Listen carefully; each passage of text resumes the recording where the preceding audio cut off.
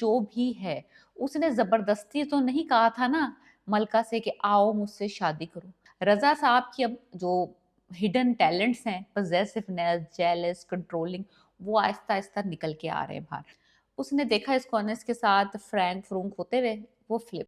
Hi guys, मैं फिर हाजिर हूँ और इस वक्त हम डिस्कस कर रहे हैं ड्रामा सीरियल पामाल, सबा कमर, उस्मान मुख्तार वाला ड्रामा। अगर आपने अभी तक ये ड्रामा शुरू नहीं किया, आप कह रहे हैं क्या मुझे ज़रा स्लो लग रहा है, थोड़ा सा बोरिंग लग रहा है, नहीं। ये ड्रामा किसी लिहाज से भी स्लो और बोरिंग नहीं है। 6 एपिसोड में वो कुछ हो चुका है जो अगली किसी और ड्रामे की 15-20 एपिसोड में भी नहीं होता। लाइक इतनी फास्ट स्टोरी है और इतनी पावरफुल परफॉर्मेंसेस सबा कमर है। अब कहने की ज़रूरत नहीं है कि इस बंदी की तारीफ में क्या ही करूँ। हर ड्रामे में ये अबव एंड बियॉन्ड एक्टिंग करती है। हुआ कुछ यूँ है कि ख्वाबों में रहने वाली लड़की ने डेढ़ लाइक 1.5 डेट के बाद एक लड़के को, जो कि इसकी कहानियों पे फुल बैठता था, जो लिखती थी ना उस तरह का दिखता था, उस तरह से स्मेल करता था, उस तरह से बात करता था, एवरीथिंग। इसने बस अपनी कहानियों के शहजादे को सड़क पे चलते फिरते देख के 1.5 मुलाकातों के बाद उससे शादी कर ली है। और यहीं पे इस लड़की की गलती थी। देखो बात सीधी ये है कि मैं कहूँ कि उस्मान मुख्तार का जो कैरेक्टर रज़ा का दिखाया है कि वो मेंटली इल है, वो पॉसेसिव है, वो ये है, वो है, वो खराबियाँ हैं उसमें, वो इतना जेलस है, वो इस तरह से अकड़ा हुआ है, वो इतनी सख्तियाँ कर रहा है अपनी बीवी पे। वो जो भी है, उसने ज़बरदस्ती तो नहीं कहा था ना मलका से कि आओ मुझसे शादी करो। मलका की रज़ामंदी थी, उसको ये लड़की पसंद आई, उसका जो भी मिज़ाज था। अगर ये लड़की को इतनी जल्दी ना होती उससे शादी करने की, 2-4 दफ़ा उससे मिलती, 3-4 दफ़ा उससे के साथ टाइम स्पेंड करती, कहती कि मैं इतनी जल्दी नहीं शादी करना चाहती, मैं आपसे पहले आपको समझना चाहती हूँ, आपको आपके बारे में जानना चाहती हूँ। नहीं, इन्होंने बस उसका आउटलुक देखा, उसकी पर्सनैलिटी देखी, उसका पैसा देखा, गाड़ी देखी, लाज़मी सी बात है, सारी चीज़ें उस बंदे की ड्रीमी थी। He is looking very dashing और बहुत कॉन्फिडेंट और बहुत स्मार्ट और बहुत रिच और बड़ा सोफिस्टिकेटेड और बड़ा मैनर्स उसके बहुत अच्छे थे, बात करने का स्टाइल बहुत अच्छा। ये लड़की फ्लैट हो गई उस पे। अब वो दूसरी तरफ बेचारा वो कज़न था गरीब गुरबा सा, तो इसके पास ज़्यादा चॉइस नहीं थी, ज़मीन आसमान का फ़र्क था उस बंदे। तो ये बंदी 1.5 मुलाकातों के बाद उस पे शादी करने के लिए राज़ी हो गई और ऐसी राज़ी हुई कि मामू को राज़ी कर, मानी को राज़ी कर, अपनी माँ को राज़ी कर, बस आनन-फानन शादी कर ली। देखिए तो बात सीधी है कि जब इतनी जल्दी में और इतनी अंधाधुंध शादियाँ होती हैं, उसका नतीजा यही निकलता है। माना उस बंदे के 500 रेड फ्लैग्स होंगे, 500 रेड फ्लैग्स हैं, लेकिन लड़की का भी कसूर ये है कि लड़की ने बगैर उसको जाने परखे शादी क्यों की। इतना ख्वाबों ख्यालों वाली जो चीज़ें होती है ना, जो रिया आप वो जब आपको रियलिटी हिट करती है ना लड़कियों को, जब वो इतना अच्छा सोच के जाती हैं और फिर उनको पता चलता है कि हकीकत जो है उसके बिल्कुल बरअक्स है। तो वही इस ड्रामे की एक्चुअली स्टोरी है कि इतनी जल्दबाजी ना किया करो, थोड़ा देखो, समझो, चाहे वो सोने का ही बना हुआ हो, फिर भी परख के, देख के, भाल के शादी करनी चाहिए। रज़ा साहब की अब जो हिडन टैलेंट्स हैं, पॉसेसिवनेस, जेलस, कंट्रोलिंग, वो आहिस्ता-आहिस्ता निकल के आ रहे हैं बाहर। शुरू-शुरू में तो इसको बड़ा अच्छा लग रहा था, हाय मेरा मियाँ मुझे अपनी आँखों से ओझल नहीं होने देता, मेरे बगैर टाइम नहीं गुज़ार सकता, मेरे बगैर रह नहीं सकता, उसके कपड़े इस्त्री हो रहे हैं, उसके जूते पॉलिश हो रहे हैं, उसके लिए कॉफ़ियाँ बन रही हैं। फिर अपनी माँ के सामने भी प्रिटेंड हो रहा है कि भई नहीं, मुझे तो अच्छा लगता है जब वो मुझे ऐसे हथेली के छाले की तरह रखते हैं। उसकी माँ ने कहा था, माँ ने अक्लमंदी का माँ ने कहा था ये मोहब्बत नहीं, ये गुलामी है। ये तुम्हें कैद है, ये एक कैद में रखा हुआ है उसने तुम्हें।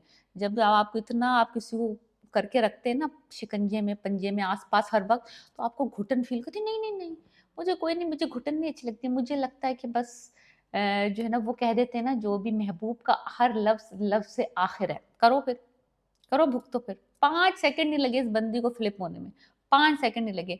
वो इसको इसकी कज़न के साथ जो है ना थोड़ा-सा, देखो ऑफ कोर्स बचपन के कज़िन्स हैं, दोस्त हैं, साथ बड़े हुए हैं, अनबन में फ्रैंकनेस तो होगी, वो फ्लिप हो गया। उसने देखा इस कॉर्नेस के साथ फ्रैंक-फ्रूंक होते हुए, वो फ्लिप। ऊपर से सोने पे सुहागा इसने ये भी बता दिया कि हाँ, वो मुझ में इंटरेस्टेड था, उसका रिश्ता भी आया था, ये और flip. Like literally she is not expecting this कि अगर वो ये बात उसको बताएगी तो वो लाइक जहाँ पे वो 15-20 पे था वो 100 हो जाएगा उसका शक। तो लिटरली वो बंदा जो है ना इस पे शक कर रहा है, इसको कंट्रोल कर रहा है, अपने बगैर कहीं जाने नहीं देता, अपने बगैर बाज़ार नहीं जाने देता। इसकी इजाज़त लेनी पड़ती है उसको, अगर इसको भाभी के साथ भी जाना है। इसकी इजाज़त लेनी पड़ती है अगर वो अपनी माँ के घर जा रही है। इसको टाइम पता होता है कब इसके मियाँ ने आना है, तो ये उससे पहले घर पहुँच जाए, अदरवाइज़ वो फ्लिप हो जाएगा। फ़ोन उसको हमेशा अपने पास रखना है। कपड़े ये उसको अपनी पसंद के पहनाता है, कपड़े उसको डल-डल उसको पहनने का पसंद है, शौक-शौक कपड़े, ज़रा खिले-खिले रंगों के कपड़े, ये उसको पहनाएगा। डल-डल, थके-थके से कपड़े, और खाना उसको उसकी पसंद का होगा। जो चीज़ रेस्टोरेंट में जाएँगे, मेन्यू वो डिसाइड करेगा। Like literally he is a very controlling, jealous kind of person. All the red flags जो हम यानी कि नहीं देखना चाहते अपने अपने स्पाउसेस में, वो इस बंदे में है। और वो इस बंदे की पर्सनैलिटी में, ये नहीं कि इस लड़की के बाद से आए हैं कि भाई लड़की से शादी हुई है तो वो ऐसा हो गया, नहीं। वो पहले से ही ऐसा था। वो पहले से ही कंट्रोलिंग था। उसकी भाभी को भी पता था, उसके भाई को भी पता था, सबको पता था, जो जो उसको पहले से जानते हैं। तो ये इसको नहीं पता था, बिकॉज इसने एफर्ट नहीं डाली शादी से पहले उसको जानने की। तो अब ये भुगत रही है शादी के बाद। भाभी ने उसको बगैर बताए ये चली गई भाभी के साथ लड़ पड़ा। लाइक लिटरली कि तुम मेरी बीवी को क्यों लेके गई हो बाहर? उस पे झगड़ा हो गया। ख़ैर इस बात इसमें मुझे एक बात अच्छी लगी इस ड्रामे में, कि मलका को जब एहसास होता है कि अब उसकी लड़ाई होती है और ये उस पे शक करता है, तो मलका ये नहीं कि भई क्योंकि मैंने अपनी पसंद की शादी की है, तो मैं बस अब मुझे भुगतना पड़ेगा। वो अपना बैग पैक करती है और अपनी माँ के घर चली जाती है, और माँ जाके सबको बता देती है कि मेरा इतना शक्की आदमी है, ये इतना मुश्किल आदमी है, इतना पागल है, इतना क्रेज़ी है, मुझे कंट्रोल करता है, मुझे ये करता है, वो करता है।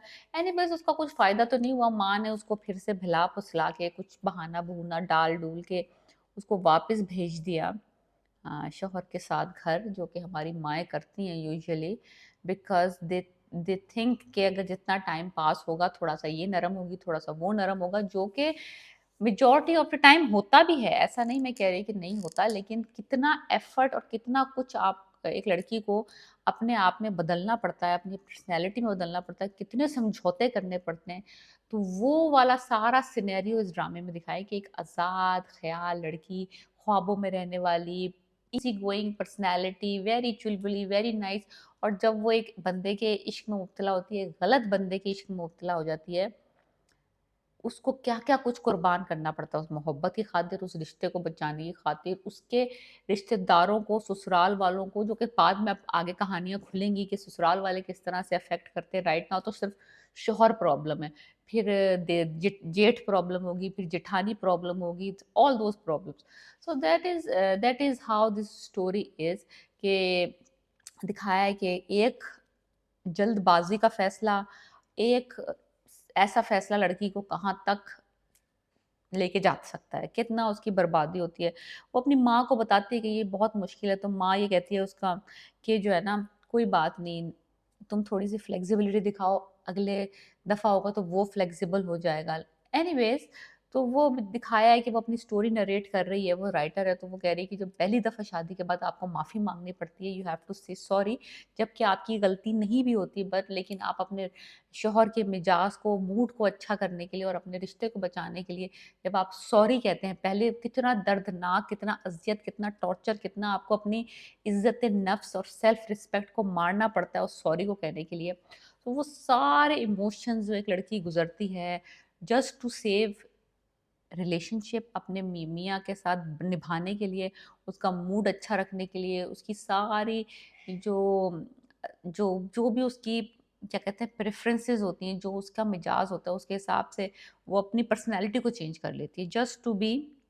लेकिन कितने हद तक, कितना वो घुटन का शिकार होती है, कितना लाइक लिटरली फ्रस्ट्रेटेड, एंग्री, सारा कुछ जो इमोशंस है ना, जो इस लड़की गुजरती है, वो इस ड्रामा लाइक पामाल किस तरह होती है, वो किस तरह डिस्ट्रॉय होती है, उसकी पर्सनैलिटी किस तरह चेंज होती है from this to that, to save just one relationship. तो ये और ये दिखाया कि whether it is worth it, क्या इस यानी कि ये सारी sacrifices are worth it to save just one relationship, to sacrifice the whole thing, all the other relationships. तो ये सारी स्टोरी का मेन थीम है। पामाल का बेहतरीन ड्रामा है, बेहतरीन। हम डिस्कस कर रहे थे 5 and 6। I highly recommend to watch this drama, specially girls जो कि अंधाधुन किसी लड़के के पीछे भाग रही हैं। पहले ये ड्रामा देखें, उसको परखें, उसको जज करें, उसके साथ टाइम स्पेंड करें, फिर डिसीजन लें कि आपने उससे शादी करनी है या नहीं करनी, या दफ़ा कर देना है उसको, या उस पे लानत भेज देनी है। Okay, please subscribe my channel and let me know what you think. About my review about for this drama, and आप देख रहे हैं कि नहीं देख रहे।